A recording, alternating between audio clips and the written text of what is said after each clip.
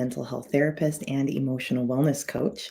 And today I want to talk about one lie that anxiety tells. And then we'll talk about how to resolve this, how to kind of, I'm going to say outsmart anxiety, but really how to resolve this issue and how to get your brain to do that for you.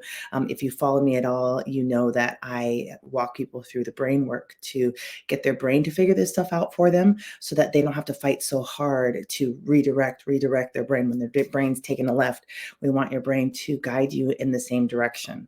We want your brain to resolve these issues for you, make them seamless, make it easy to not succumb to the lies anymore, and just to resolve them entirely. So so this one lie anxiety tells is really what we're going to talk about today. And this lie, I'm saying it like this because you'll recognize this. And if you do recognize this and have your own, put them in the comments. But it's this equation. If anything that fits into this equation is that one lie that I'm talking about. If this happens, then I'll feel better. If this, then this. If this, then this. Okay, so if my kids would just be quiet, I could be calm. If my husband would just agree with me or would just stop being X, Y, or Z, then I would be able to be happier in my marriage. If I reach this level in my business, then I'll be able to relax and take some days off. If I make this much money, I'll finally be able to rest, sit down, take some vacations, right? If this, then that. Okay. And you're getting the picture here, right? If I get all my school done, I'll stop panicking. If I could just make this argument go away, then I'll be loved. If I could just look normal, then I will be accepted. Right? How many times have we not been accepted because of that? Right? How many times do you get the goal, the financial goal, and you're still anxious? Right? How many times do your kids, and the kids aren't like, they love us, but they're not like, that we don't really want them even to be. Mom is upset all the time, so we're going to not be ourselves and not show any of the challenges that we have or any of our where we're at developmentally, our inability to control ourselves and things like that. But how many times have you received the thing and not felt better? How many times have you not received the things, like children not fighting on the way to X, Y, or Z, wherever you're going? It's like, so you're not going to be calm until they are 18 and leave the home, 19, 20 and leave the home, right? That's a lot of not calm. This stuff doesn't work, right? But it puts out the apple far enough that we'll keep chasing it. And that keeps us on that anxiety wheel. And what's really challenging about this is that this equation, if this happens, then that will happen, is really great for math. It's really great for chemistry. It's really great for business. It's really great for mechanics. But it's not good for emotions. It doesn't work like that in the emotional world. And that's what confuses most of us. We're like, I don't get it. Emotions are very different. They have their own math. It's accurate. And when you understand them, you understand what's going on. You understand the equations.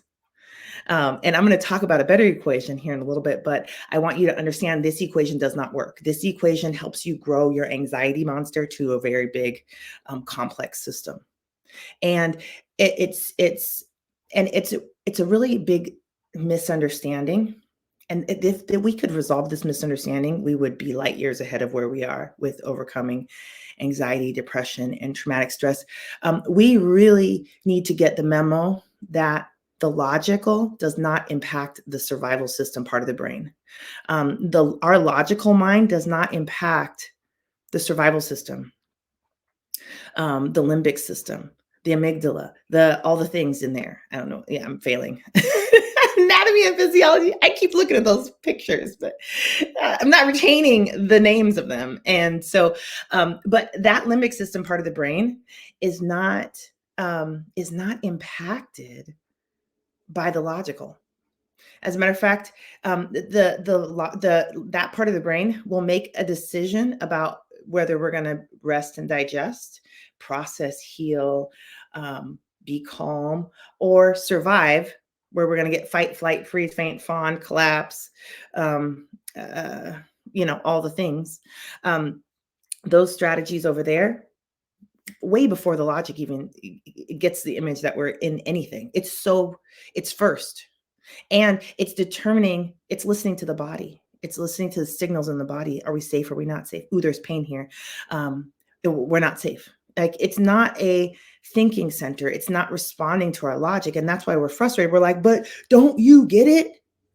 It doesn't work like that. Just calm down. There's nothing to be afraid of. And then we're not influencing that part of the brain, because it's like, you're not even the expert here. I'm the expert in whether we're safe or we're not safe. And I said we're not safe. So we're going to be fighting, flighting, freeze, faint, fawn, and all of those things.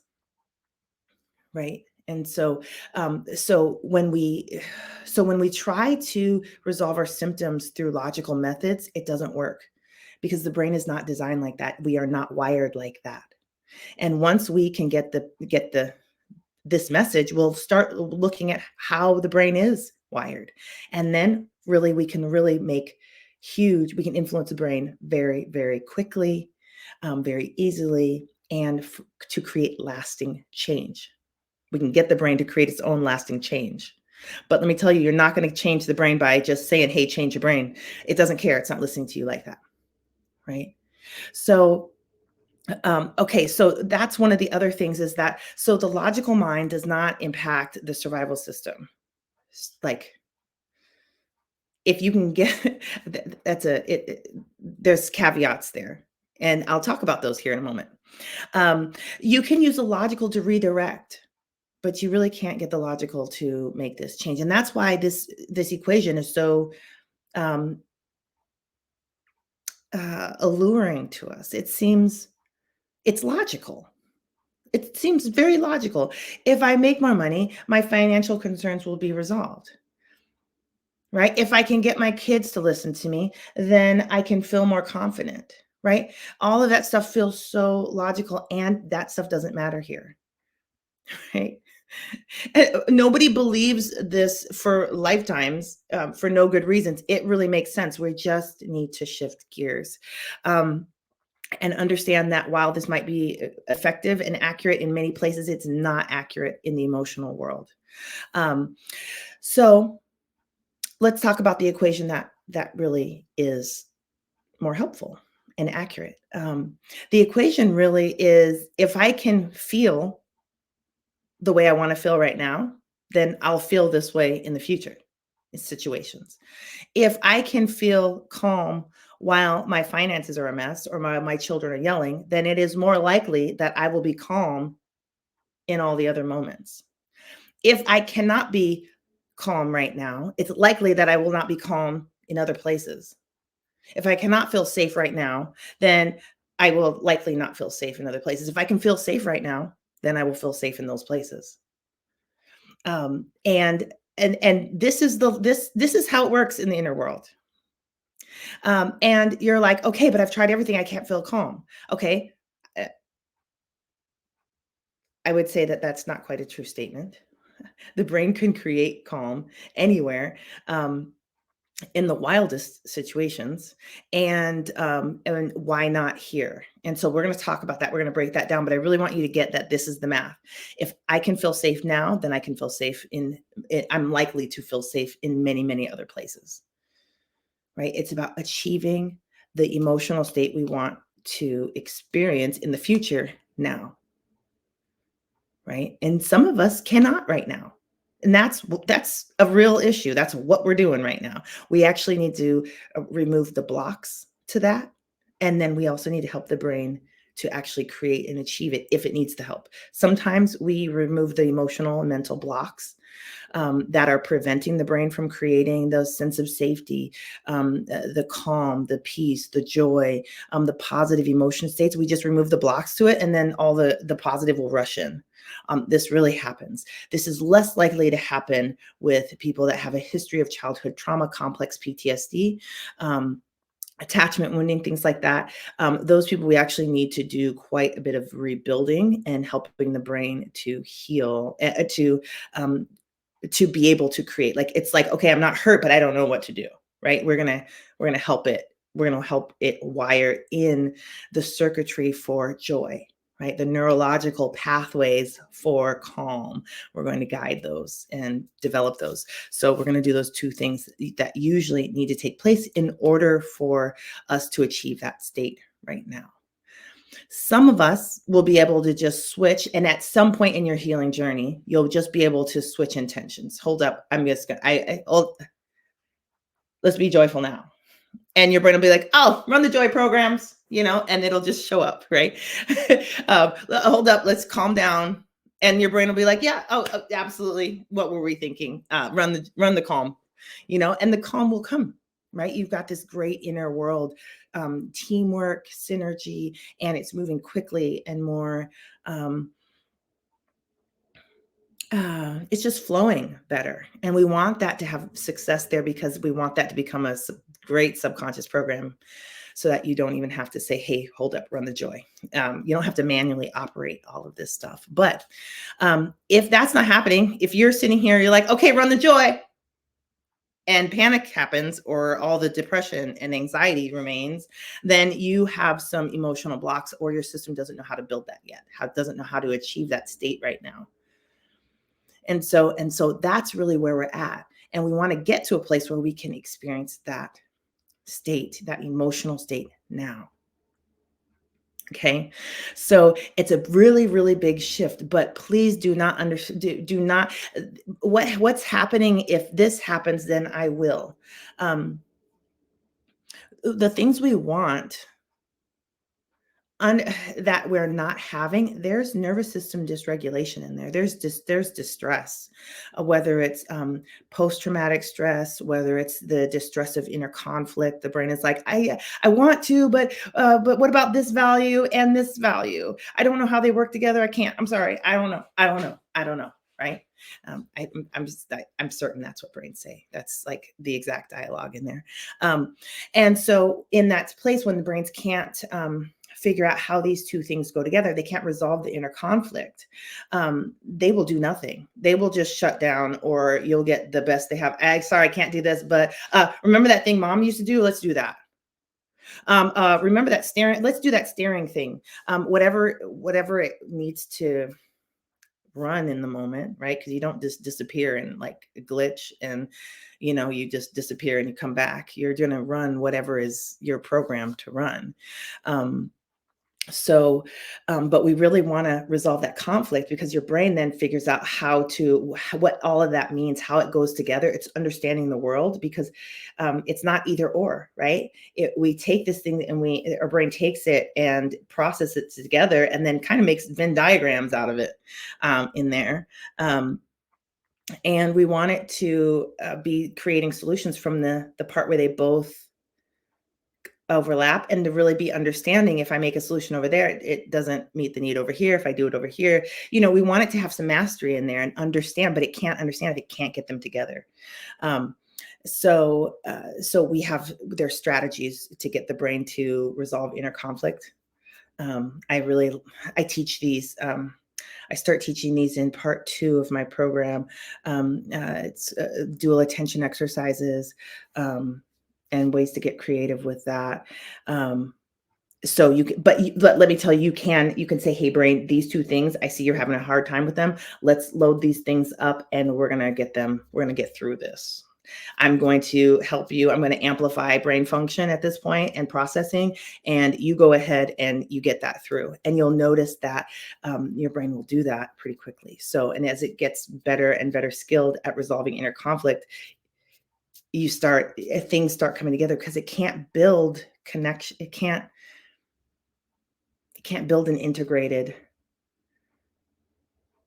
a win-win, right? A win-win with these two values, or to understand, hey, this value is old. We don't even have it anymore. This is our value, right? This is also what's happening when it's time to install new beliefs, right? It's part of helping to build help support the brain to create higher level states, is to install new beliefs. Affirmations are really good for this. Affirmations don't do the work. It's not that you tell your brain the truth. or the belief you want to believe. You're actually, your body and your subconscious programming have to do their work to really come into alignment and be able to sustain that new belief and be able to accept the new belief and install it into the body and the subconscious mind. So while affirmations are great, there's a lot of brain work and subconscious mind work that comes along with it, that you might need to help out. You might be aware of, you might never be aware of, you might not need to be aware of it, right? So, um, so when we are achieving this state now, the two things I want to really point out is that we need to remove the barriers for your brain to create this state. So that can mean things like, it can mean things outside of this work of processing, like vitamins and mineral deficiencies. Your brain needs vitamins and minerals to create higher states of higher emotional states. Sometimes those can be impacting here, but really in my neck of the woods, we're resolving emotional and mental blocks. We're healing emotional wounds, that can be post-traumatic stress. I got my little list here, so I'm making sure I'm being thorough. Resolving the post-traumatic stress. It could be childhood trauma, attachment wounding at an early age. Those sorts of things can be the barriers to creating the sense of calm now. All that unresolved stuff is still moving in your nervous system. It's just that it's unconscious. Your brain is working hard to make sure you don't get bothered with it, because it knows you need to live life and be well, but it's still fighting a lot of stuff back there. There's a lot of nervous system dysregulation that's outside of your awareness. Other people might notice it. I would probably notice it. But we're not conscious of it because our brain is working to keep it out of our consciousness. And we want to actually go in there and resolve that stuff. So your brain could say, I don't have to fight with that stuff anymore. Right. And actually your brain will take that stuff and use it for your growth, your wellness, to create all kinds of health and wellness for you. So it's so important that stuff gets resolved. We need to also resolve the inner conflict. Right. And then, and those are usually the things that need to be removed out of the way. If your joy comes in, your calm comes in, I can rest now, that's different than restlessness, right? If you're one of the busybodies and restless and distracting and zoning, that's a sign of nervous system dysregulation.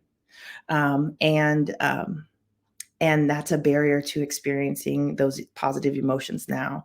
So we want to, if resolving the barriers works, all the positive will come in. If the positive doesn't come in, then we're going to help the brain create those states. And so we're going to just give the brain opportunities to build those states. There's strategies for that.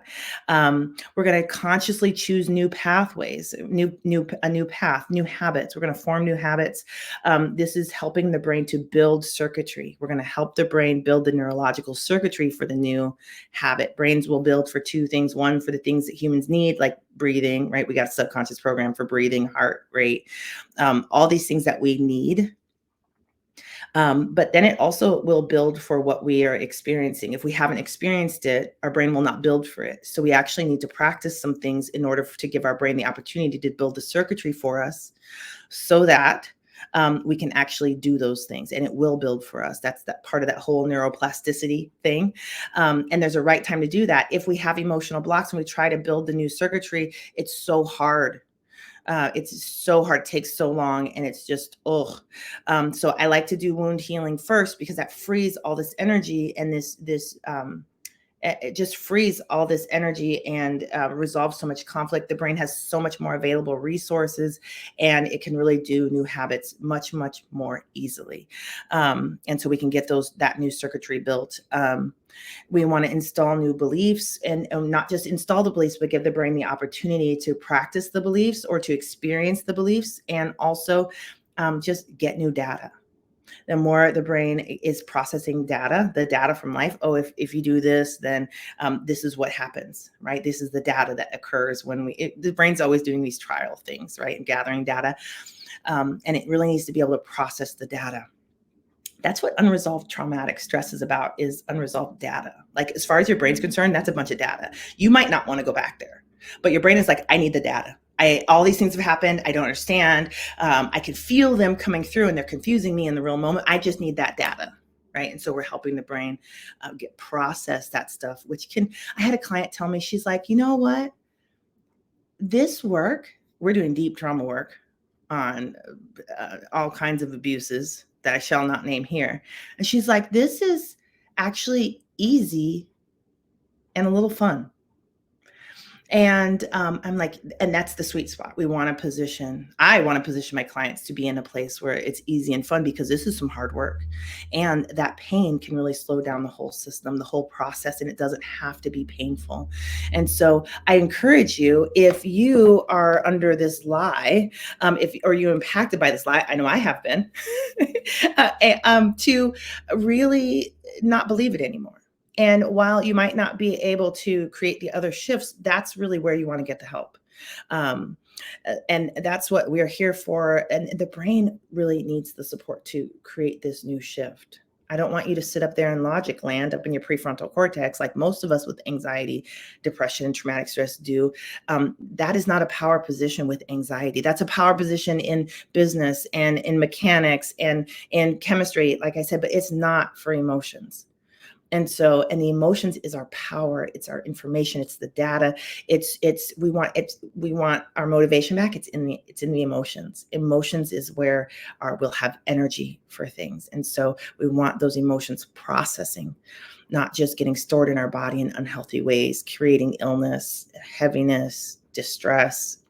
We don't need that. It's time to heal.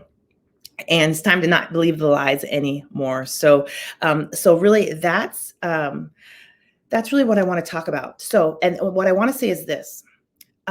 Your brain has to do all this work, and your body does. There are interventions that work for this. I have 3 of my favorite interventions for this. And I teach them in a free online program I have that is included in the description here, and also on my website, rachelmcleod.com. And you can trial those and see how they help your brain function. See how they help your brain process emotions.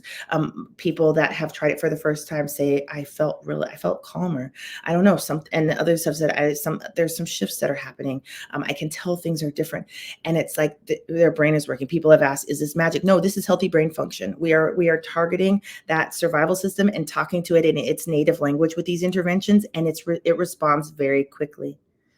And so we can get through painful emotions very, very fast, because your brain will just turn it into beautiful data and do its wonderful process that I love and I could geek out about, but it's in other videos, so I'm not going to. So I want to invite you to try those interventions, see if one of them works, see if all of them work, see what your brain likes, experiment with those. So you can access that. I also have I have developed a program to guide my clients through this process, so that they have the exercises, they have the intellectual understanding, they have guidelines, safety, security, and they know where they're going. Because sometimes you just like, what am I doing? And that doesn't help. So that is in a program that I have called Inner World Transformation, and it's a 4-phase online program designed to guide you through each step of the process for resolving anxiety, depression, and traumatic stress. This is the work that will help your brain build. You can not believe the lie, right? But we really want to build we want to build what you want now. And so that's what this program is all about. And it's very effective.